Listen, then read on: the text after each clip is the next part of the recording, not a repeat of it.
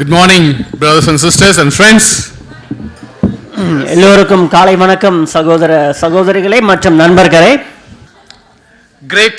So today, I just wanted to share something that I learned from my Bible study. இன்றைக்கு கூட நான் தனிப்பட்ட விதத்தில் வேதாகமத்திலிருந்து கற்றுக்கொண்ட காரியத்தை குறித்து உங்களிடத்தில் பேச போகின்றேன். Amen. So PPT on. The title of my message is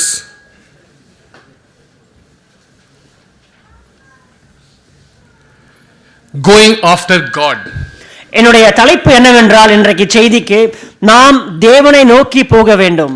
Yes, தேவனை பின்பற்றி அவரை பின்தொடர்ந்து போகணும் அப்படின்னு சொல்லி நம்ம பார்க்க போறோம். So we all know David, right? நாம் எல்லாருக்குமே தாவீதை குறித்து தெரியும் அல்லவா? Yes, we know David. So if you have to describe, if you a few words to talk about David, what comes to your mind? நீங்கள் தாவீதை குறித்து அவருக்கு உடனே அவரை நீங்கள் நினைக்கிற பொழுது அவரை குறித்து நீங்கள் சொல்ல வேண்டும் என்றால் எப்படியா அவரை குறித்து நீங்கள் சொல்லுவீர்கள்? A man close to God's own heart. தேவனுக்கு அவருடைய இதயத்தில் மிக மிக நெருங்கிய ஒரு நபராக இருக்கிறார். Yes.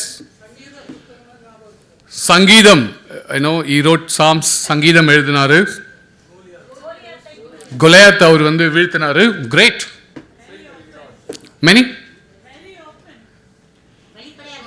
Okay, very open, honest about his, life. அவர் வாழ்க்கை குறித்து வெளிப்படையா இருந்தாரு. He is a shepherd boy, of course. He was like willing to surrender to God. தேவனுக்கு சரணடையத்துக்கு ஒப்பு கொடுக்கிறவரா இருந்தாரு. Yes. King of Judah and Israel before the divided kingdom. அவர் தான் ஃபுல்லா singer. He is a singer, dancer. Yeah, he is a mighty, of course, a warrior. Of course, he is a warrior. ஆமா சொன்னாங்க, இப்பதான் சொன்னாங்க. சங்கீதம் singer. Oh, sinner, of course, like us. Yes, Arul. Okay, so God lifted him. Of course, our நிராகரிக்கப்பட்டாரு. He was rejected by Saul, but anointed by God. Yes, sir. He not only feared God, he even feared and honored godly person. That is Saul. Okay, he like not only feared God, also he honored God's people. That's great. Very kind-hearted.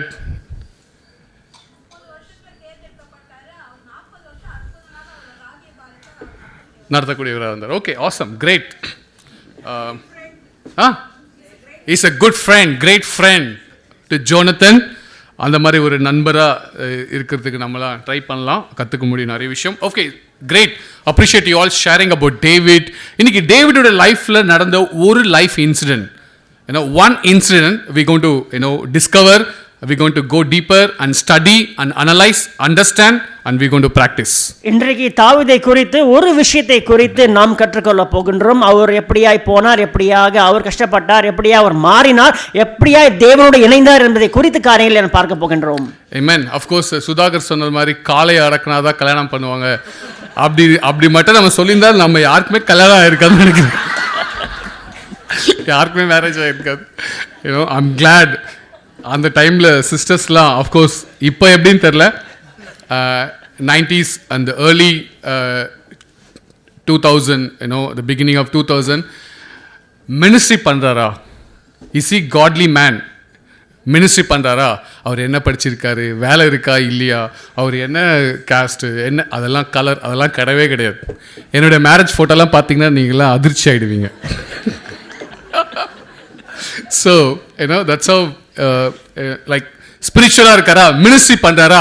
S சொல்லுவோம், அவ்வளோதான். அப்படி தான் நிறைய sisters and brothers got married and I see that God blessed நிறைய பேர் அந்த மாதிரி blessing கொடுத்துருக்க பார்க்க முடியுது.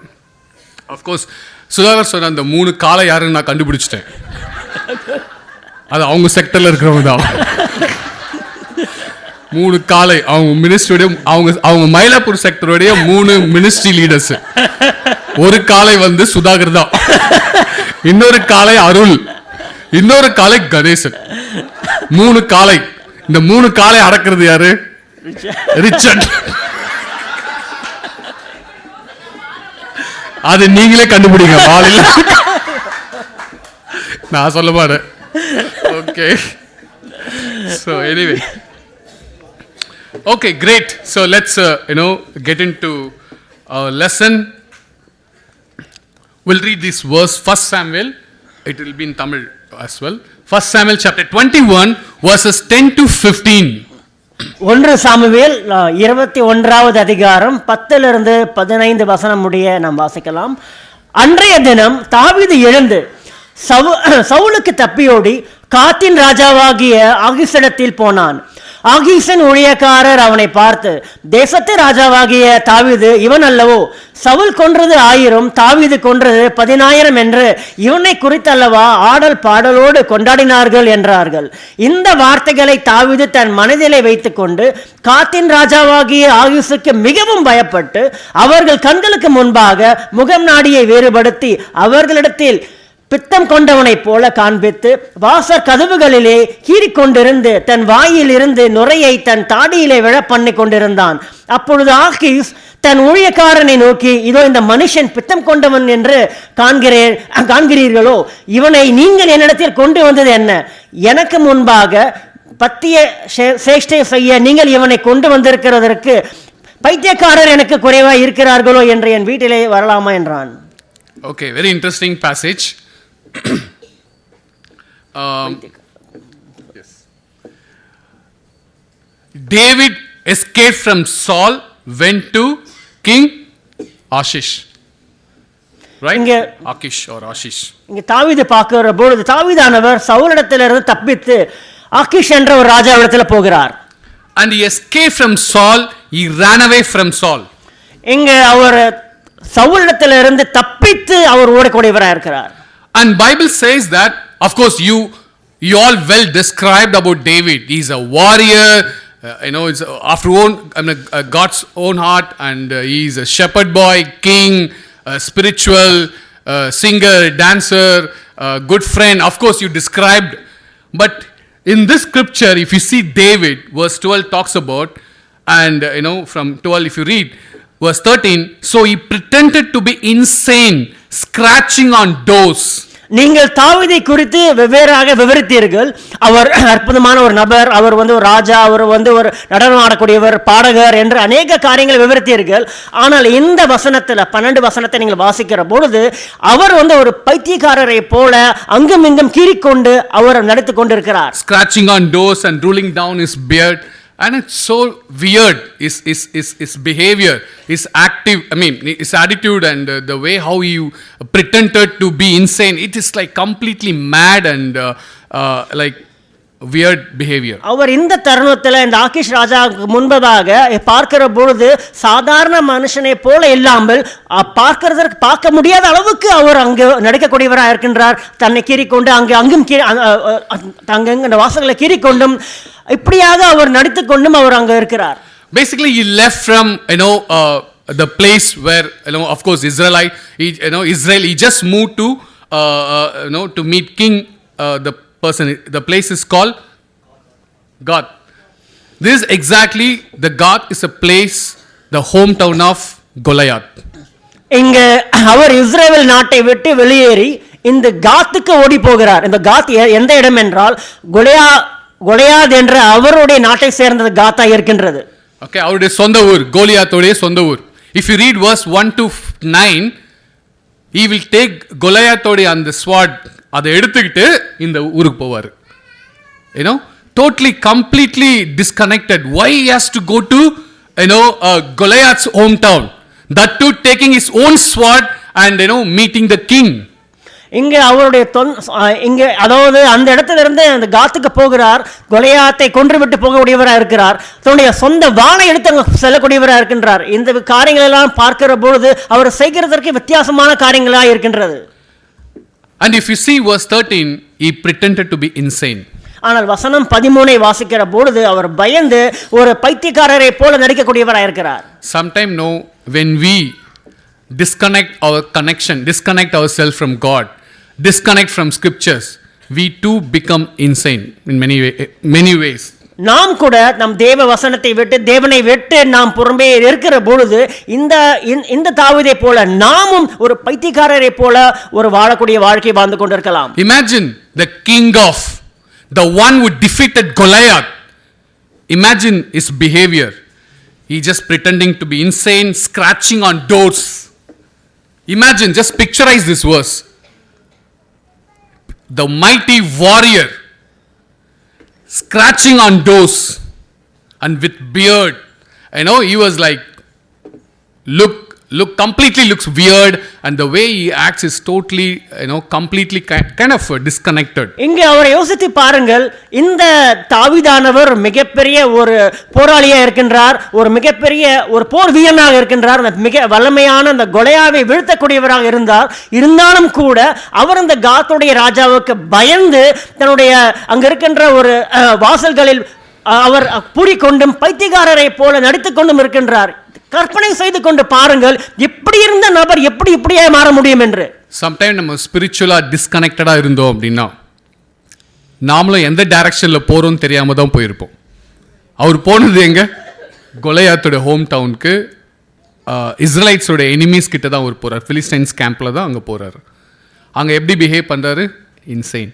சம்டைம் நாம ஸ்பிரிச்சுவலா டிஸ்கனெக்டடா இருந்தோம்னா நம்முடைய ஃபேமிலியில், நம்முடைய மேரேஜ், நம்முடைய parenting, even in the church sometime நாம் இப்படி பிஹேவ் பண்ணுறதுக்கு நிறைய சான்சஸ் இருக்குது. நான் இந்த மாதிரி பிஹேவ் பண்ணியிருக்கேன் நிறைய வாட்டி. நீங்களாம் பண்ணியிருப்பீங்களா தெரியல எனக்கு. இந்த மாதிரி பிஹேவ் பண்ணியிருக்கோம். எப்போனா கம்ப்ளீட் டிஸ்கனெக்டட், வியர்ட் பிஹேவியர், வியர்டான கான்வர்சேஷன், வியர்டான communication, thrashing words, hurting people, mad behavior, foolish behavior, using the words we are not supposed to use. Family la, church la, we do that. Spiritually we'll become insane. Spiritually we'll become blind so that we don't know what we are doing. நிறைய வேளையில இப்படியாக நாமும் நடந்து கொண்டு இருக்கலாம். தேவனோடு அவருடைய வசனத்தை விட்டு நாம் அவரிடத்தில் நம்ம பின்பற்றாமல் இருக்கிற பொழுது சம்பந்தமே இல்லாமல் எந்த ஒரு நோக்கத்தை நோக்கி போகாமல் அப்படியா போய் கொண்டு இருக்கலாம். நம்மளுடைய கூட இருக்கின்ற சகோதர இடத்துல அவங்களை காயப்படுத்தி இருக்கலாம். சொல்லக்கூடாத வார்த்தைகளை நாம் அவரிடத்துல சொல்லி அவங்களுடைய இதயத்தை காயப்படுத்தி இருக்கலாம். Verse 11 says the officers in that city, they were unhappy about this. They are not happy because he killed one of their mighty warrior Goliath. They are not happy that David is coming to their town.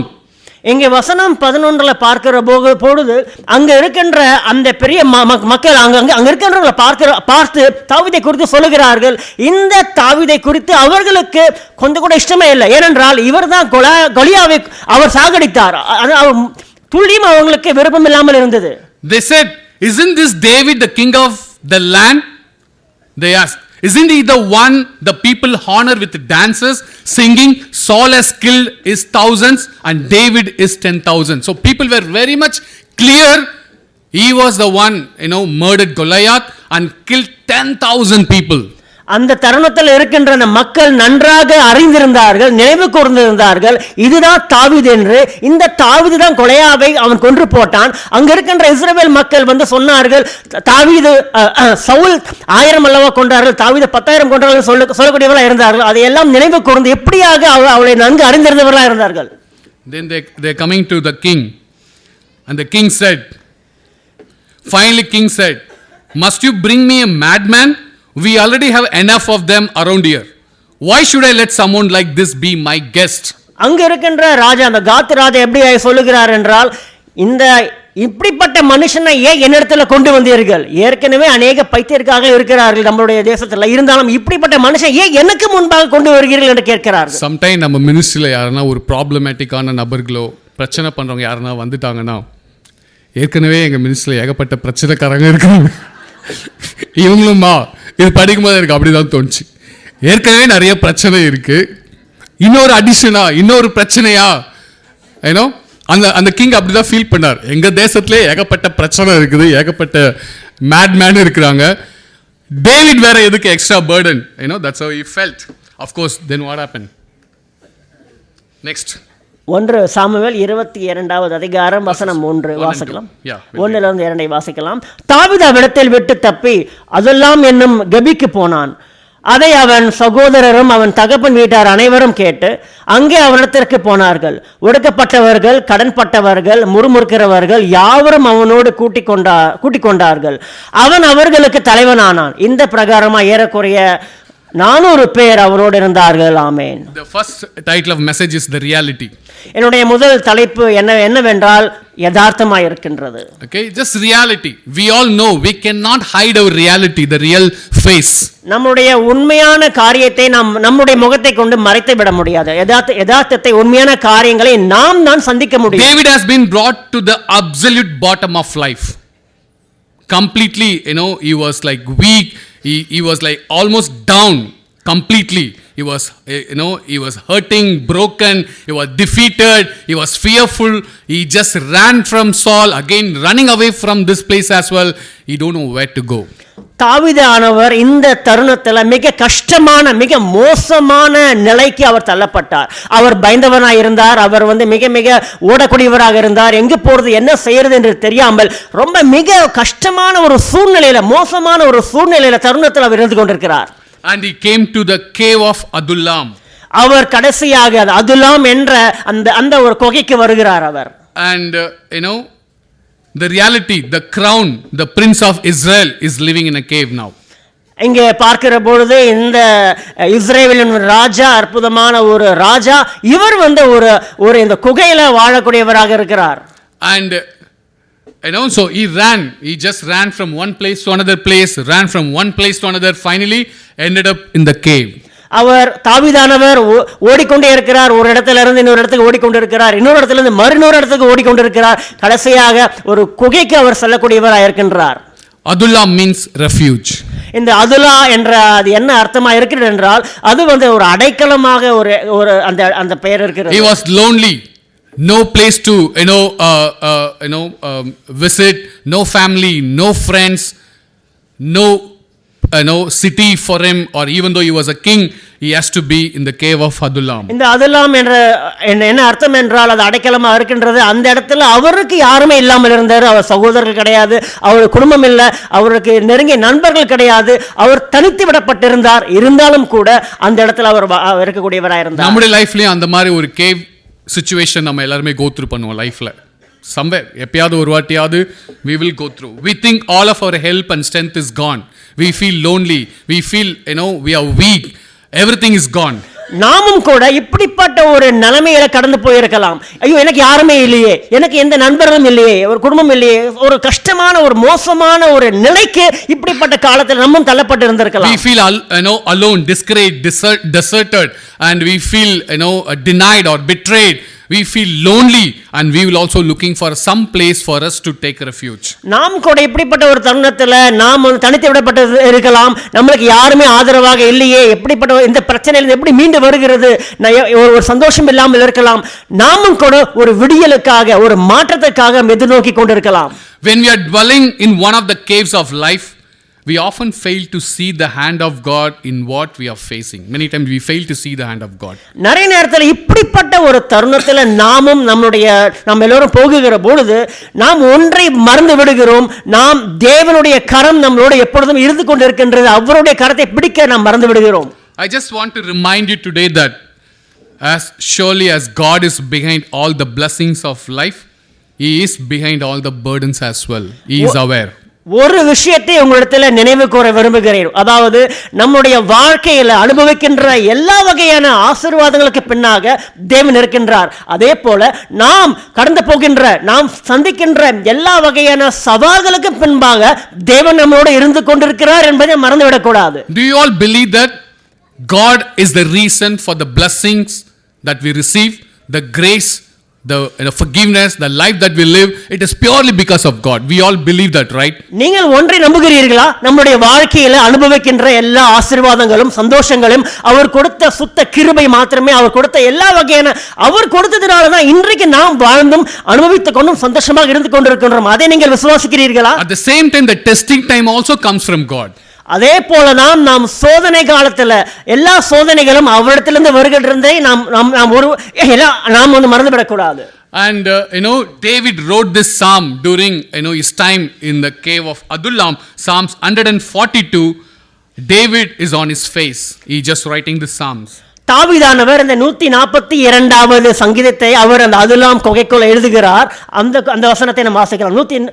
சங்கீதம் 142 வசனம் 3. ஏன்னா first 1 படிக்கலாம். மேல இருக்கு இல்லையா? கர்த்தரை நோக்கி சத்தமிட்டு கூப்பிடுகிறேன், கர்த்தரை நோக்கி சத்தமிட்டு கெஞ்சுகிறேன். He cried aloud. He was crying, pouring out to God. இந்த வசனம் சொல்லுகிறது தாவீதானவர் மிக மிக அழக்கூடியவராக இருக்கிறார். தன்னுடைய இதயத்தை முழுமையாக அவர் ஊற்றக்கூடியவராக இருக்கிறார். It is a prayer from a man who has come to the end of his rope. இந்த ஜெபமானது தன்னுடைய வாழ்க்கையில ஒரு மனிதனானவர் தன்னுடைய வாழ்க்கையுடைய முடிவுக்கு வருகிற ஒரு நேரமாக இருக்கின்றது. அந்த முடிவுல இப்படிப்பட்ட ஒரு வசனத்தை இப்படிப்பட்ட வார்த்தையை சொல்லக்கூடியவராக இருக்கிறார். தொங்கிட்டு இருக்காரு, கடைசி நுனியில அவர் பிடிச்சிட்டு இருக்காரு. விட்டுட்டாருன்னா gone, அந்த மாதிரி இடத்துல இருக்கார். He found himself running not only from man but from God himself. He ran away from Saul, ran away from the king of the God, and again he just running away from everyone. Finally he was in the cave. நீங்கள் இந்த தாவீதானவர் தன்னுடைய சவுல் இடத்திலிருந்து ஓடி போகக்கூடியவராக இருக்கிறார். அதுக்கப்புறம் காத் ராஜா இடத்திலிருந்து அங்கிருந்து ஓடிக்கொண்டிருக்கிறார் இருக்கிறார். தேவனிடத்திலிருந்தும் அவர் ஓடிக்கொண்டே இருக்கின்றார். கடைசியாக இந்த குகைக்கு அவர் போய் சேரக்கூடியவராக இருக்கிறார். Crying aloud helped David emotionally, mentally and spiritually. சத்தமிட்டு அழுகிறது தாவீது ராஜாவுக்கு தன்னுடைய உணர்ச்சி பூர்வமாக அவருடைய பிரச்சனைகளிலிருந்து எல்லாம் தன்னுடைய மீண்டு வருகிறது ஒரு அற்புதமான காரியமாக இருந்தது. Sometimes there is nothing like a good cry. சில நேரத்துல அதிகமாக நன்றாக அழுகிறது ஒரு அற்புதமான ஒரு காரியமா இருக்கிறது நம்ம வாழ்க்கையில கூட. ஓகே, அழுது பக்கத்துல இருக்கிற நபர் கிட்ட சிம்பத்தி பரிதாபம் அதுக்காக இல்ல. broken you cry loud, nothing wrong. அந்த cry வந்து நமக்கு நிறைய விஷயங்களுக்கு வந்து உதவி செய்யும். I remember going through that time, just alone you cry, pour out to God and you feel lighter. நீங்கள் இப்படிப்பட்ட தருணத்தில் கூட நீங்கள் வந்து ஆண்டவரிடத்தில் அதிகமாக சத்தமிட்டு முழுமையாக அழுது கொண்டு இருக்கிற பொழுது உங்களுடைய இருதயமானது ரொம்ப ரொம்ப மெதுவாய் மாறிவிடுகிறது. அது உங்களுடைய மாற்றத்தை ஏற்படுத்துகிறது. It says verse 3, my spirit was overwhelmed within me. வசனம் 142வது அதிகாரம் வசனம் 3 சொல்லுகிறது, என் ஆவி என்னில் தேங்கும் பொழுது நீர் என் பாதையை அறிந்திருக்கிறீர், நான் நடக்கிற வழியிலே மறைவாக எனக்கு கண்ணி வைத்தார்கள். He was disoriented. அவர் முழுமையாக தடைப்பட்டிருக்கின்ற காரியமாக இருக்கின்றது அவருக்கு. He don't know which direction to go, finally ended up in the cave. அவர் எந்த வழியில போவதற்கு எந்த இடத்தை தேர்ந்தெடுக்கிறது தெரியாமல் இருக்கின்றது. கடைசியாக ஒரு குகைக்கு வந்து அடைகிறார் அவர். Verse 4 says he felt all alone. He was feeling lonely. He felt deserted. வசனம் 4 சொல்லுகிறது அவர் வந்து தனித்து விடப்பட்டிருக்கின்றார், யாருமே இல்ல, அவர் மனம் கசந்த ஒரு ஒதுக்கப்பட்டவராய் இருக்கின்றார். Verse 6 talks about he felt completely depressed. He was completely depressed. He don't know what to do next. வசனம் 6 சொல்லுகிறது அவர் மன அழுத்தத்தை மிக மிக மன அழுத்தத்தில் இருக்கிறார், யாருமே உதவி செய்ய மாட்டேங்கிறார்கள் என்று அப்படிப்பட்ட ஒரு நிலையில் அவர் இருக்கின்றார். But one right thing he did in this verse, if you read verse 1, he prayed to the Lord. He prayed. Of course he was isolated, he was alone, but one good thing what he did was he prayed in the cave. தாவீது இப்படிப்பட்ட தருணத்துல இப்படிப்பட்ட மோசமான நிலையில இருந்தாலும் கூட அவர் ஒரு நல்ல விஷயத்தை பண்ணக்கூடியவராக இருந்தார். அவர் வந்து வசனம் 1 சொல்லுகிறது மனம் கசந்து அவர் தேவனிடத்தில் அழுதார் என்று வசனம் சொல்லுகிறது. God allowed David to come to this cave. தேவனானவர் அனுமதித்தார் தாவீதை வந்து இந்த குகைக்கு வருவதற்கு. தேவனே அதை அனுமதித்தார். David was taught through his suffering to the just God want God was trying to teach him something. God wanted to try to do something in his life so that he can completely rely on God only.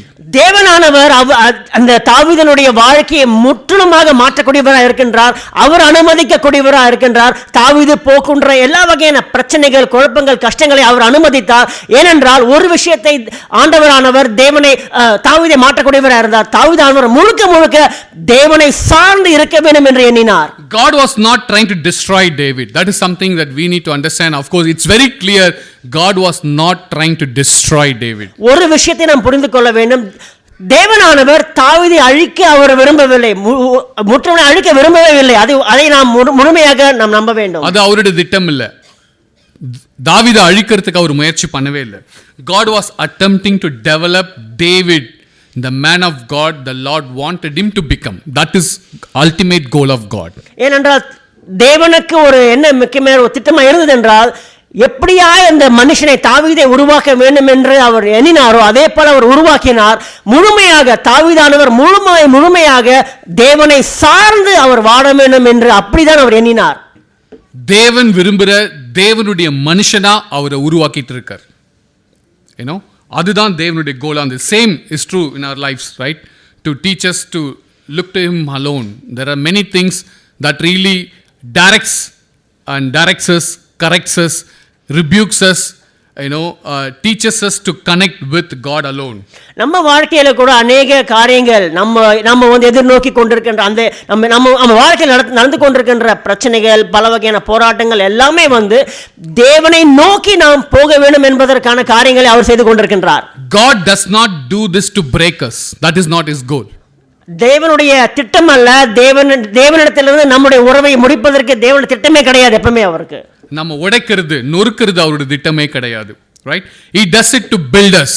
The ultimate goal is to build us.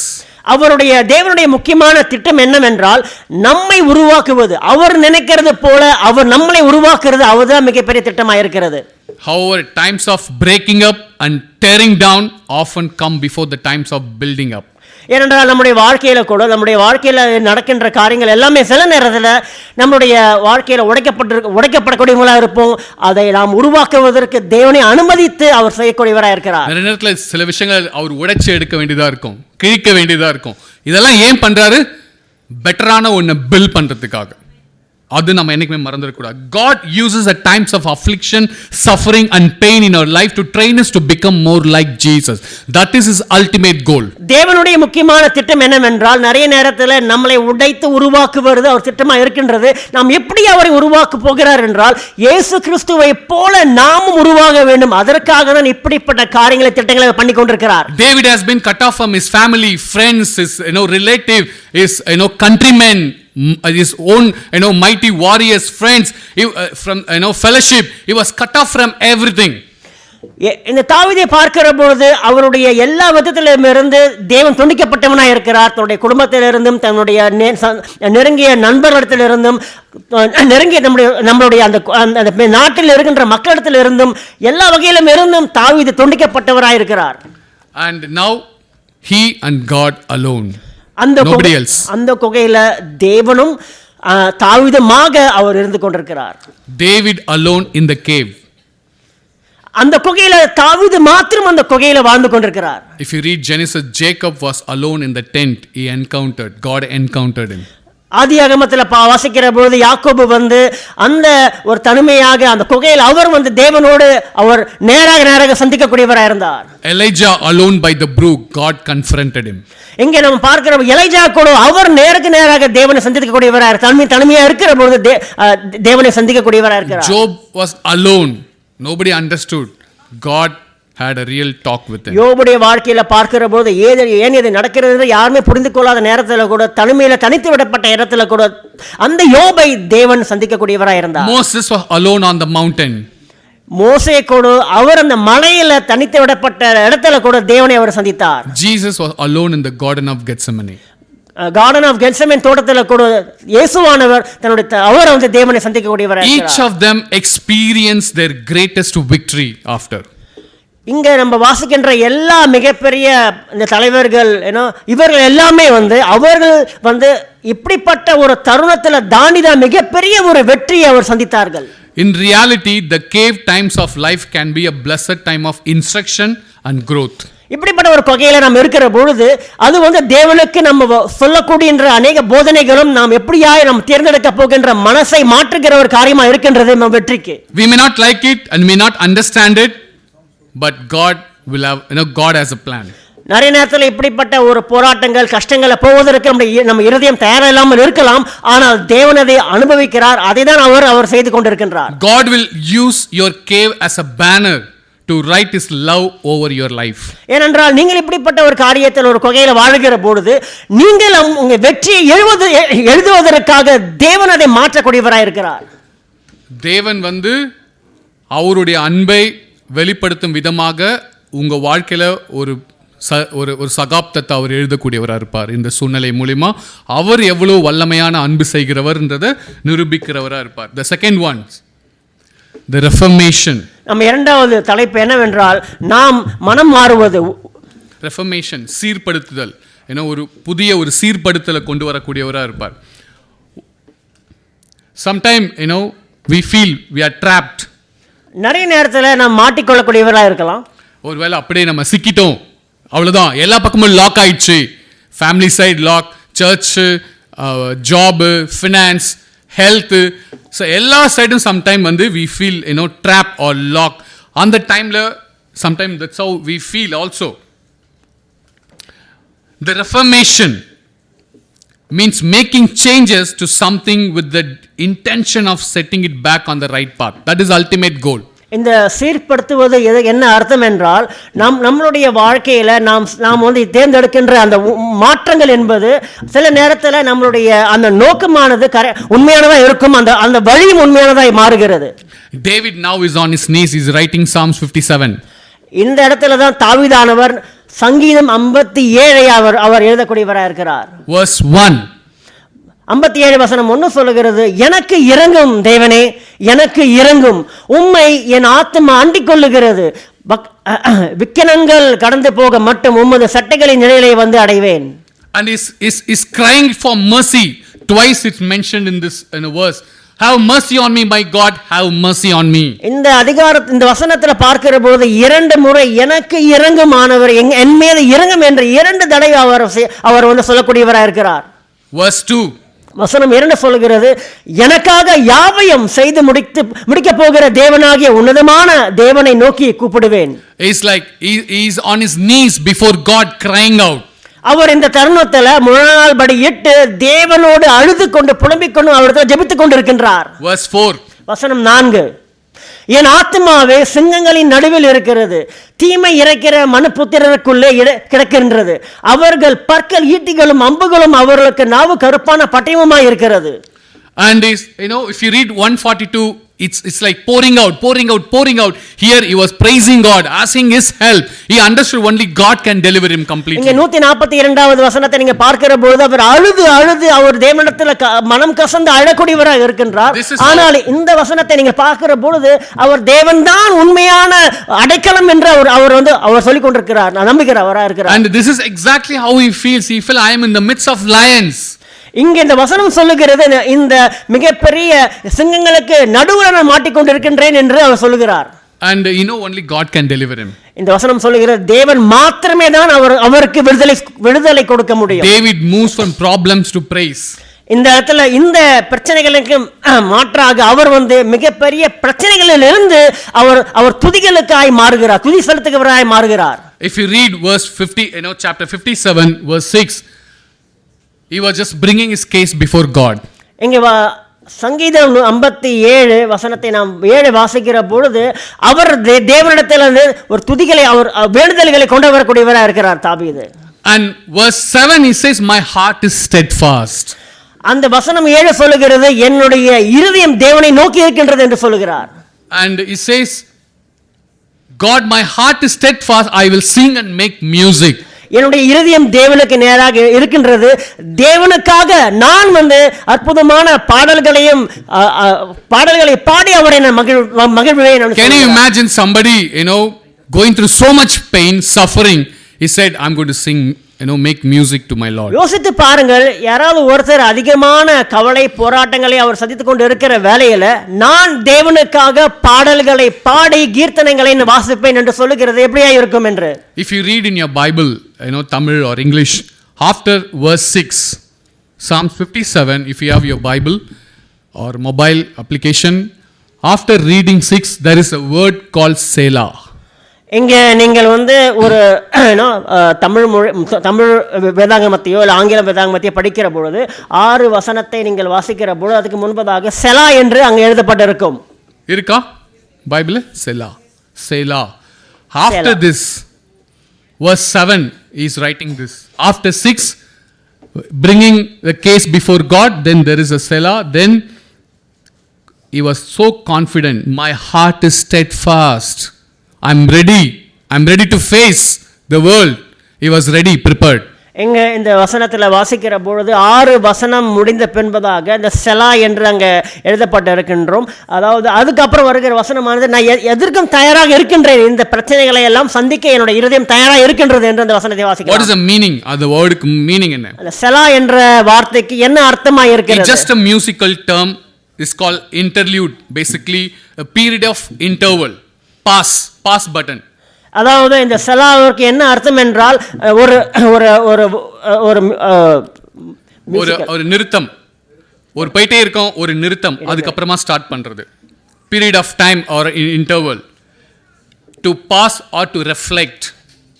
Pass or reflect. இந்த செலாக்கு என்ன அர்த்தம் என்றால் ஒரு இடைவேளையா இருக்கின்றது. அதை நிறுத்திக்கொண்டு நம்ம வாழ்க்கை நம்ம இதயத்தை சோதித்து அறிகின்ற ஒரு வேலையா இருக்கின்றது. ஒரு செலா மூமெண்ட் அவருக்கு கிடைச்சது எங்க?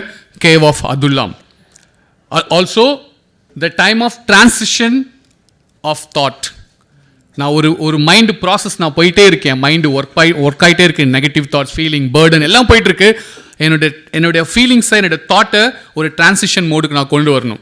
என்னோட தாட்டை ஒரு ப்ராசஸ்க்கு கொண்டு வந்து stop it, wait, then go. Sometime மியூசிக்லாம் கேட்டிருப்பீங்க இல்லையா? மியூசிக் போயிட்டே இருக்கும், திடீர்னு ஒரு ஸ்லோவாக ஒரு இடத்துல ஸ்டாப் ஆகும், அப்புறம் ஒரு பீக்கில் ஹிட் ஆகும் இல்லையா அந்த rhythm. So that's how David took the Selah. Bible throughout Psalms, if you read many places, you will find this word Selah. Calmness, reflect. யோசிச்சு பார்க்கலாம், நான் ரைட்டான இதுதான் பேசுகிறேன்னா, let me think, pass, then I will speak. If you read verse 6 and 7, so much of difference you will see. He's bringing the case before God, then Selah, then he says, my heart is steadfast. I'm realizing, God, reflect பண்ணுறேன், நான் realise பண்ணுறேன், புரிஞ்சுக்கிட்டேன், you are my God, my heart is steadfast, I will sing music Lord, I am ready to sing. நம்ம லைஃப்பில் எல்லாருமே இந்த சேலா moment go through பண்ணணும். நம்ம எல்லாருமே இந்த அதுல்லாம் கேவ் மூமெண்ட் கோத்ரூ பண்ணணும். Not to isolate our self. யாருக்கிட்டையும் நான் பேச மாட்டேன், family cut off, church cut off, அப்படி இல்லை. I reflect on my own. எனக்கு பர்சனல் ரெஃப்ளெக்ஷனுக்கு I will take this time. நிறைய ஸ்ட்ரீட்லலாம் போயிட்டு ரோட்லலாம் போனால் ஸ்பீட் பிரேக்கர் இருக்கும் இல்லையா? எதுக்கு ஸ்பீட் பிரேக்கர்? நம்ம ஸ்பீடை கொஞ்சம் கட் பண்ணிவிட்டு பொறுமையாக வந்துட்டு அகைன் யூ ஸ்டார்ட். ஸ்பீட் பிரேக்கரில் இருக்கிற அந்த ஸ்பீடு போக மாட்டோம் இல்லையா? அது போனதுக்கப்புறமா மறுபடியும் என்னது? யூ ரெஃப்ளெக்ட், நிதான். எங்கெங்கெல்லாம் ஸ்பீட் பிரேக்கர் வைப்பாங்க தெரியுமா? ஸ்கூல்ஸ், ஹாஸ்பிட்டல்ஸ், டர்னிங்ஸ், ஸ்ட்ரீட்டில், சப்வே, 4வேல நீங்கள் போனீங்கன்னா ஹைவே ஸ்பீட் பிரேக்கரே இருக்காது, ஒரே ஸ்பீடில் போயிட்டே தான் இருக்கணும். சின்ன கிராமத்து உள்ளெல்லாம் போனீங்கன்னா you will have speed breaks. ஆமாம் இருக்கும். சம்டைம் அந்த ஸ்பீட் பிரேக் நம்ம கண்ணுக்கு தெரியாது. கண்ணுக்கு தெரியலன்னா என்ன ஆகும் தெரியுமா? காரில், பைக்கில் யாருன்னா போகிறவங்களா இருந்தீங்கன்னா, அது மாதிரி நிறைய அனுபவம் நடந்திருக்கு. ஸ்பீட் பிரேக்கருக்கு சிக்னல் இருக்கணும், ஸ்பீட் பிரேக்கர் இருக்குன்னு தெரியணும். என்ன சிம்பிள் வைப்பாங்க? அதில் ரெஃப்ளெக்டர் வைக்கணும், ஒயிட் கலர் பெயிண்ட் அடிக்கணும், இல்லை ஒரு போர்டு வைப்பாங்க, அப்படி கர்வ் மாதிரி ஒரு போர்டு வைக்கணும்.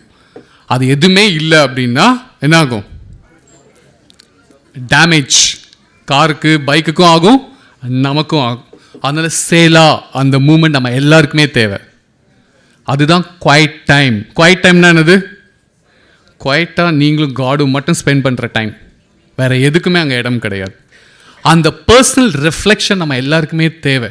அதுதான் spiritual maturity. That is something David அவர் லைஃப்பில் ஃபேஸ் பண்ணார். சேலா லைஃப்பில் selah moment. took his lament, petition to God, had a transition in thought, attitude, emotion, found courage, confidence, reflected, change.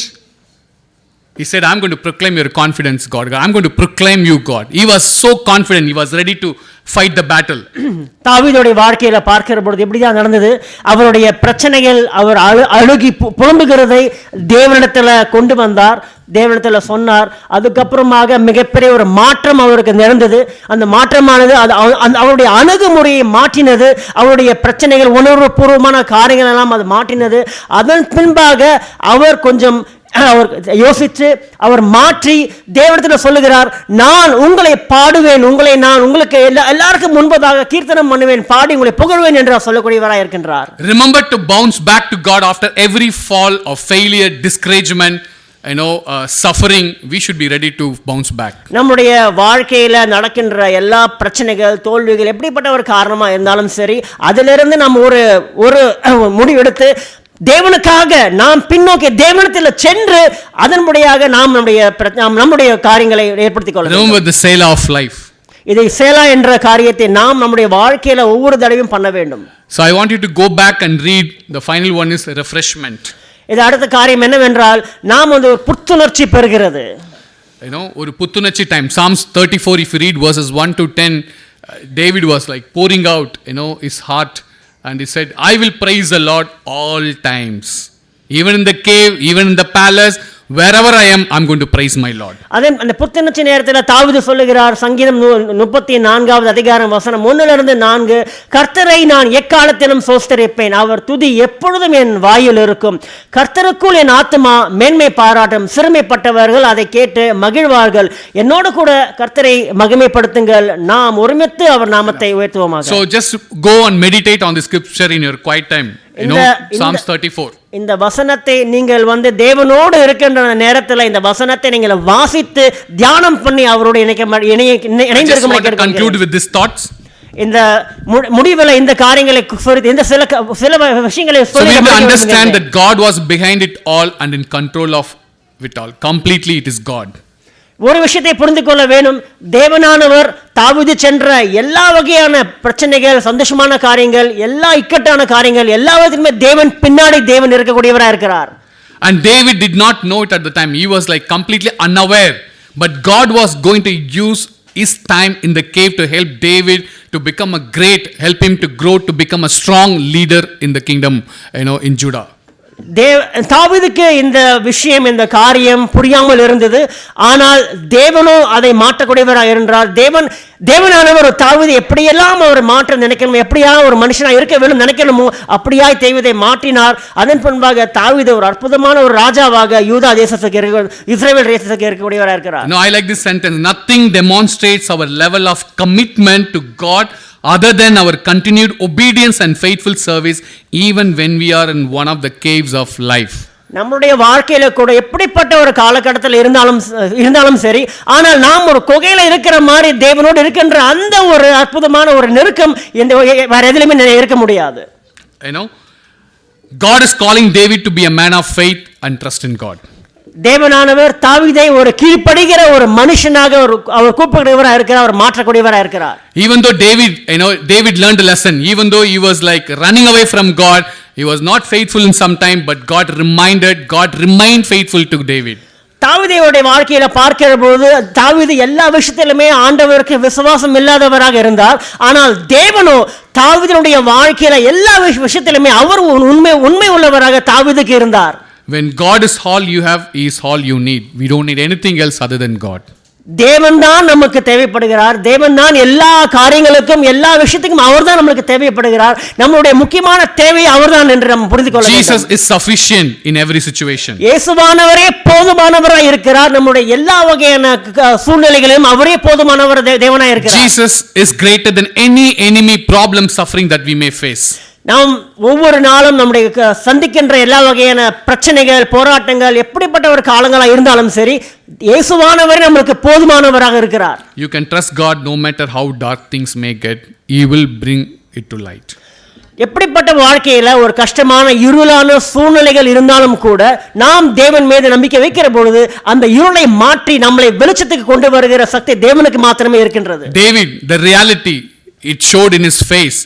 The reformation, he was on his knees. The refreshment, David on his feet, he was praising God. இங்கே தாவீதுடைய வாழ்க்கையை பார்க்கிற பொழுது அந்த யதார்த்தம் அந்த உண்மையான காரியங்கள் தேவனுடைய முகத்துக்கு நேராக இருந்தது, பார்க்க நேர்ந்தது. அதன் பின்பாக தேவன் ஒரு மாற்றம் தேவைப்படுகிறது. அந்த மாற்றத்திற்காக தேவன் தன்னுடைய முழங்கால் படியிட்டு மன்றாடுகிறார். அந்த மாற்றத்தின் இதுவாக தேவனுக்கு ஒரு புத்துணர்ச்சி பெற்றது.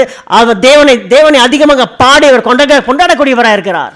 And this is the 3 questions to reflect this week. Are you a man or a woman who is after God's own heart? You check yourself, ask yourself. இந்த கேள்விகள் தான் இந்த வாரத்துக்கு விடப்படுகின்ற ஒரு காரியமாக இருக்கின்றது. நீங்கள் கேட்டுக்கொள்ள பாருங்கள், நீங்கள் தேவனுடைய சொந்த இருதயத்திற்கு விருப்பமான பின்பற்றும் ஆணாக அல்லது பெண்ணாக இருக்கிறீர்களா?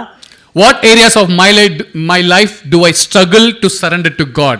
You need to ask yourself, what are the areas I'm struggling to surrender to God? நீங்கள் தேவனிடத்தில் உங்க சொந்த இதயத்தில் கேட்டுக்கொண்டு பாருங்க, தேவனிடம் சரணடைவதற்கு என் வாழ்க்கையின் எந்த பகுதிகளில் நான் போராடுகிறேன்?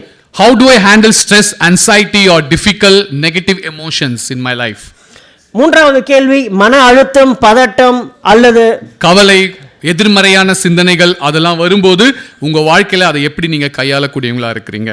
நம்ம வாழ்க்கையில அந்த அதுல்லாம் கேவ் ரொம்ப இம்பார்ட்டன்ட். அதுக்காக நம்ம ஜீசஸ் சொன்ன மாதிரி கல்லர் குகை மாதிரி இருக்கிற இடத்துல போய் மாட்டிக்கூடாது.